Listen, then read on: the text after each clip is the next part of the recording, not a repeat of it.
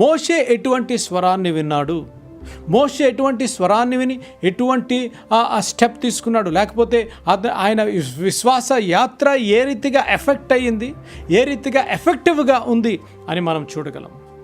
అనేక సార్లు మన జీవితంలో కూడా యెహోవా దేవుడు మనకి ప్రభువారు మనకు అప్పచెప్పిన ప్రాజెక్ట్స్ మనము ఎగ్జిక్యూట్ చేయాలి అనగా, ప్రభువారు మనకిచ్చిన పిలుపుని మనము మేరకు మనం ముందుకు సాగాలి అనగా, అపవాది అనేక సార్లు ఆటంకాలు, అపవాది అనేక సార్లు నిస్పృహ, నిరాశ, అపవాది దేవుని స్వరం మనం వినకుండా మన మైండ్స్ని, మన చెవుల్ని బ్లాక్ చేస్తుంటుంది. అనేక సార్లు నేను ఈ మాట చెప్తూ వచ్చాను, మళ్ళీ చెప్తాను. If U turn down the noise of the world you can hear the voice of God. అనగా నువ్వు లోకంలో ఉన్న స్వరాలని నువ్వు టర్న్ ఆఫ్ చేసినట్లయితే దేవుని స్వరాన్ని వినగలవు.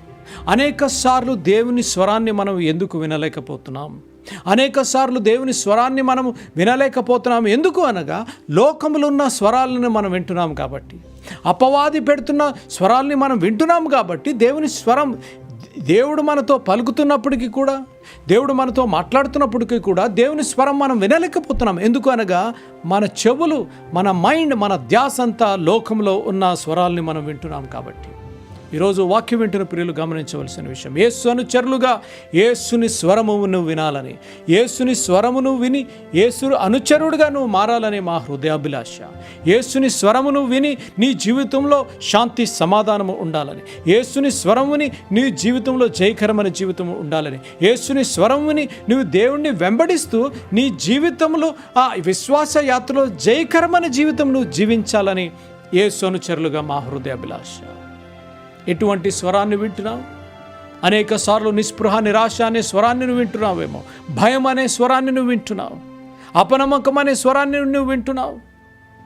ఈరోజు నువ్వు నీ హృదయాన్ని ఒకసారి పరీక్షించుకోవాలి. నీ హృదయాన్ని నువ్వు పరీక్షించుకున్నట్లయితే నువ్వు చెప్పగలవు ఎటువంటి స్వరాన్ని నువ్వు వింటున్నావు. అమ్మ, ప్రియ తమ్ముడు, ప్రియ చెల్లెమ్మ, ఈరోజు నువ్వు హౌస్ వైఫ్గా నువ్వు అనుకుంటున్నావేమో, నేను ఎందుకు పనికిరాని దాన్ని అన్న, నేను ఇంత చదువుకున్నాను, ఇంజనీరింగ్ చదువుకున్నాను, డిగ్రీలు ఉంది, కానీ ఎందుకు పనికిరాకుండా నేను ఉండిపోయాను అని అనుకుంటుంటే that is a voice from the devil.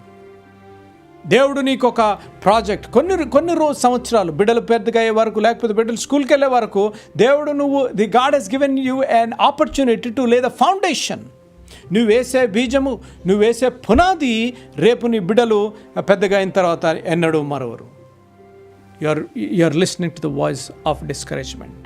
ప్రియ తమ్ముడు, నువ్వు ఉద్యోగం చేస్తున్నావు, నువ్వు ఉద్యోగం చేసి నువ్వు కొంచెం రాణించాలి అనగా, నేను ఏ పార్టీ వాడిని, నేను ఎందుకు పరిగిరారు వాడిని, నేను ఇంతే చదువుకున్నా, నేను ముందుకు వెళ్ళలేను అని అనుకుంటున్నావు నువ్వు. ఈరోజు you are listening to the voice of discouragement. ఈరోజు పరిశుద్ధాత్మ దేవుడు నీతో మాట్లాడాలని ఆశపడుతున్నాడు. God is a God of redeemer. God is a God of redeemer.